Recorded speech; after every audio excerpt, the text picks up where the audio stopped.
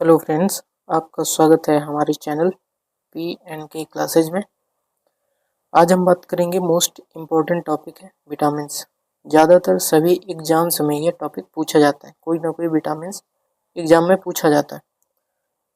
तो इसलिए आज हमने कोशिश की कि इसके शॉर्ट वीडियो में 2-4-10 मिनट का वीडियो बना के इसके सारे विटामिन्स जो हैं और उनके रासायनिक नाम क्या हैं और उनकी कमी से कौन से रोग होते हैं, तो ये तीनों चीज़ें हम मिला के आपको बता दें। तो चलिए टाइम ना वेस्ट करते हुए फटाफट रिवाइज करते हैं, सभी एग्जाम्स के लिए इम्पोर्टेंट है। तो इसको देखेंगे विटामिन्स और जो पोषण है उसके बारे में। तो सबसे पहले विटामिन्स का विभाजन किया जाता है दो टाइप से। पहला होता है जल में घुलनशील और दूसरा होता है वसा में घुलनशील। फैट, एक वाटर और एक फैट। इसमें है, अगर हम देखते हैं वाटर में कौन कौन से हैं, जैसे हम ब्लड में पढ़ते हैं, ब्लड में होता है आरबीसी और क्या होता है डब्ल्यूबीसी। तो इसी तरीके से हम एक ट्रिक के माध्यम से याद कर सकते हैं कि जल में घुलनशील कौन है। जल में घुलनशील विटामिन है बी और सी। तो इसको कैसे रिप्रेजेंट करेंगे कि डब्ल्यूबीसी ट्रिक है। डब्ल्यूबीसी, डब्ल्यू फॉर हो जाएगा वाटर और बी विटामिन हो गई बी और सी, तो हो जाएगा डब्ल्यूबीसी। इसी तरीके से फैट है, जो फैट में घुलनशील है, वसा में घुलनशील विटामिन होती हैं ए डी ई के। इसको हम याद कर सकते हैं के ई डी ए, कीड़ा के टाइप से के ई डी ए। तो इसमें कौन सी हो जाएंगी, वसा में। और जल में आपको पता ही हो गया B and C, W B C की याद कर सकते हैं डब्ल्यू बी सी से।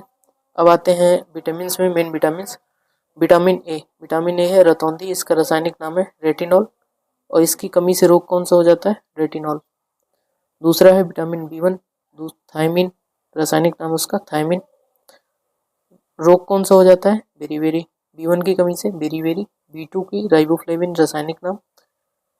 बी2 की कमी से होता है त्वचा और होठों को फटना। त्वचा और होठे किलोसिस, इसी को जैसे हैं होठ किनारे किनारे होठ फट जाते हैं, तो उसी को बोलते हैं किलोसिस।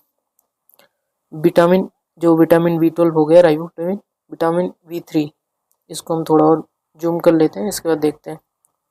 इसी तरीके से बी थ्री है नियासिन, इसी को बोल देते हैं निकोटिनमाइड, इसके रासायनिक नाम है।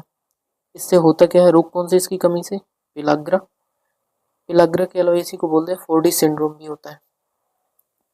विटामिन बी6 पेंटोथेनिक अम्ल बोलते हैं, पेंटोथेनिक एसिड, इससे क्या रोग हो जाता है, बाल सफेद होते हैं। विटामिन बी7 बायोटिन बोलते हैं, इससे रोग बाल झड़ना, लकवा, ये सब हो जाता है विटामिन बी से। बी9 होता है फोलिक एसिड होता है जन्मदोष। विटामिन बी12 साइनोकोबालामिन की कमी से कौन सा रोग होता है, एनीमिया। इनमें कोबाल्ट धातु भी पाई जाती है। एनीमिया किस रीजन से होता है, खून की कमी से। और रोग किस लिए होता है, किस रीजन से होता है, साइनोकोबालामिन, उसका रासायनिक नाम है किस कमी से, विटामिन बी12 की। Vitamin C ascorbic acid, scurvy जो मसूड़ों में खून आता है स्कॉर्बिक एसिड के कारण होता है, उसकी कमी से स्कर्वी रोग हो जाता है, उससे मसूड़ों में खून आता है। Vitamin B C ascorbic acid.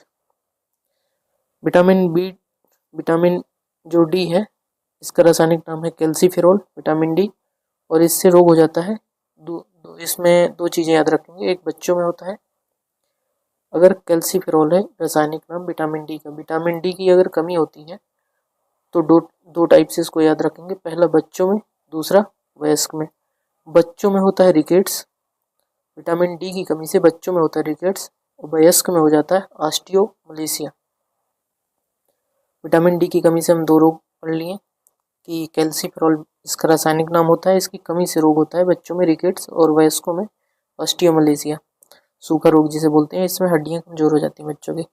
Vitamin E के इसमें होता है टोकोफेरल, क्या नाम है इसका रासायनिक नाम, टोकोफेरल, और इसमें जनन शक्ति में कमी आती, वांझपन की समस्या होती। इसमें विटामिन के फिलोक्विनोन, रक्त का थक्का ना जमना, इससे ब्लड जो अगर घाव हो जाता है तो इसमें रक्त का थक्का नहीं जमता, इससे ब्लड स्राव होता रहता है। तो इस तरीके से हमने विटामिन का जो चैप्टर था, मेजर जो विटामिन है उनको हमने याद कर लिया है, और मोस्टली आप 1-2 बार इसको रिवाइज करिए तो आपको याद हो जाएगा फटाफट।